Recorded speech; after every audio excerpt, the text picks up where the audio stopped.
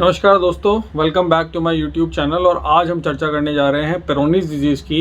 अगर ये young patient में हो जाता है और अगर एक्सटेंसिव पेरोनी डिजीज़ है तो उसको हमने कैसे ठीक किया, एक हम लाइव एग्जांपल आपको दिखाएंगे, लाइव सर्जरी दिखाएंगे उसमें कि इसको हमने कैसे ठीक किया। तो मैंने जैसे पहले एक वीडियो अभी थोड़े दिन पहले ही आया जिसमें हमने बात करी थी कॉन्जेनाइटल पेनाइल कर्वेचर की, और हमने बताया था कि ये यंग पेशेंट्स में होता है। कुछ पेशेंट में किसी इंजरी के कारण, और अगर एक्सटेंसिव कोई इंजरी है उसके कारण से प्लाक बन सकते हैं और पेरोनी डिजीज़ भी हो सकता है। तो ऐसा एक रेयर केस को जिसमें कि एक्सटेंसिव प्लाक था उसको हमने कैसे ठीक किया और उसके अंदर हमने क्या सर्जरीज करी उसके बारे में आप चर्चा करेंगे। और जैसे कि आप देख सकते हैं कि इस पेशेंट के अंदर लेफ़्ट साइड में एक पेरोनीज प्लाक था और जो प्लाक का साइज़ था वो 6/3.5 सेंटीमीटर, तो 6 सेंटीमीटर बाई 3.5 सेंटीमीटर के करीब का एक बहुत बड़ा प्लाक था। उसकी वजह से इसको बहुत ज़्यादा पेनफुल इरेक्शन थे and he was not sexually active for the past 3 to 4 years. सारे कुछ ट्रीटमेंट हुआ, बहुत सारी जगहों पे उन्होंने दिखाया, इंजेक्शन थेरेपी हुई, स्टेरॉयड इंजेक्शन भी हुआ।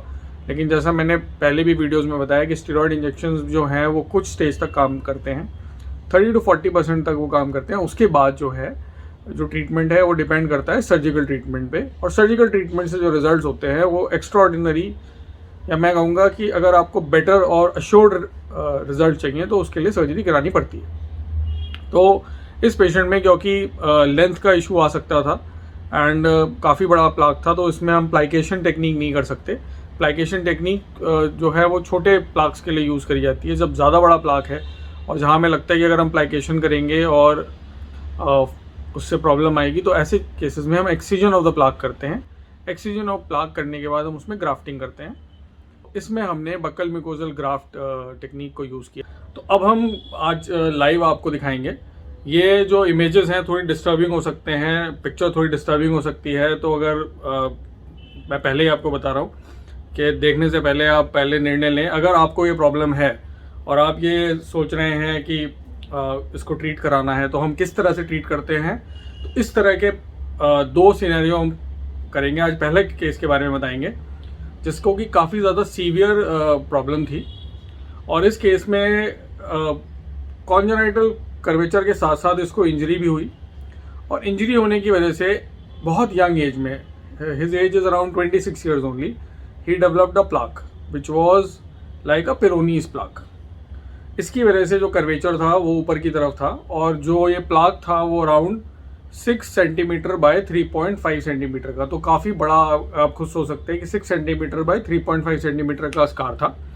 एंड ही सेड कि डॉक्टर साहब क्या हमारे को इसमें क्या बेस्ट ट्रीटमेंट रहेगा, तो उसके बारे में हमने डिस्कस किया और इसमें हमने कहा कि हम इसको एक्सीजन करेंगे प्लाक का, और प्लाक एक्सीजन करने के बाद हम इसके अंदर जो है ग्राफ्टिंग करेंगे। ग्राफ्टिंग जो होती है वो दो तरीके से हो सकती है। एक तो ऑटोलोगस जो हमारे खुद का ग्राफ्ट है, और एक होता है कि जो ग्राफ्ट अवेलेबल भी होते हैं, that can also be used. But अपना जो बॉडी का खुद का लिया हुआ ग्राफ्ट है दैट इज़ द बेस्ट, क्योंकि उसका कोई रिजेक्शन नहीं होता and it is easily available.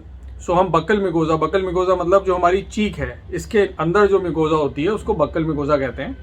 हम वो भी बताएंगे कि कैसे डिटेल में इसको निकाला जाता है, और इसको हमने इसमें लगाया। और इसके बाद जो इसका आगे का है वो भी हम आपको बताएंगे। तो अगर हम देखें ऑन द राइट साइड, ये पेशेंट की पोजीशन है, लेथॉडमी पोजीशन है, और इसमें हमने नेजल इंट्यूबेशन करते हैं ताकि जो ओरल कैविटी है उसमें से ग्राफ निकाला जा सके।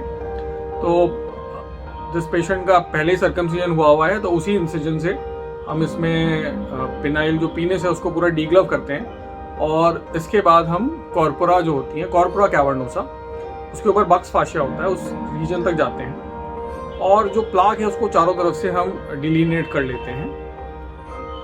प्लाक को हमें ये इंपॉर्टेंट होता है कि यहाँ पे जो नर्व्स होती हैं और जो वेन्स होती हैं उनको हमें बचाना होता है ताकि इरेक्शंस में कोई प्रॉब्लम ना आए, और कोशिश यही रहती है कि इस तरह से, और अंडर विजन ये सर्जरी करी जाती है, under magnification of a surgical loop. तो इसके बाद जो है प्लाक को हमने एक्सरसाइज किया। प्लाक को एक्सरसाइज करने के बाद एग्जैक्टली उसका मेजरमेंट लिया गया, और ये देखा गया कि ये प्लाक करीबन 6 सेंटीमीटर बाय 3.5 सेंटीमीटर के करीब का प्लाक है।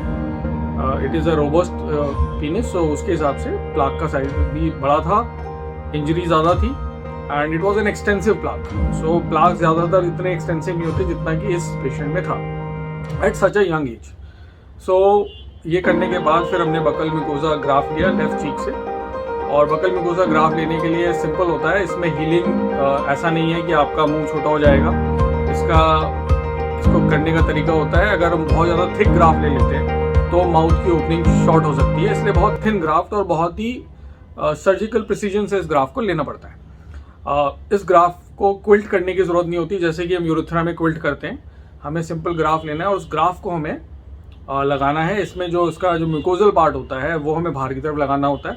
तो अगर कोई स्टूडेंट्स देख रहे हैं, मेडिकल स्टूडेंट, उनके लिए भी ये वीडियो इंपॉर्टेंट है बिकॉज वो इसके बारे में पढ़ सकते हैं और अपने एग्ज़ाम वाइवा में भी उनको इससे फ़ायदा होगा. तो ये ग्राफ यहाँ से निकाला गया और फिर इस ग्राफ को हमने कॉर्पोरा पे सूचर किया. सूचरिंग जो होती है it has to be done through a continuous suture so that कि लीक प्रूफ एनास्टोमोसिस हो. और it was good also, we could see erection और इसका जो ब्लड फ्लो था वो हमने देखा. And it was a perfect grafting where there was no leakage. Graft लगाने के बाद इसको हम क्लोज कर देते हैं जहाँ से हमने सूचर लिया. सो कोई आपको स्कार नहीं रहता, जो सर्कमसिजन वाला स्कार है उसी से ही ये प्रोसीजर हो जाता है.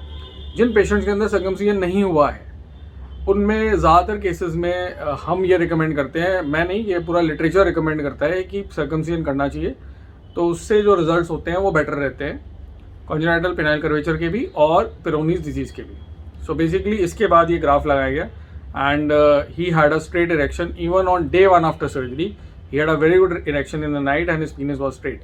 सो this is what I wanted to say. Thank you. आपका दिन शुभ हो. नमस्कार.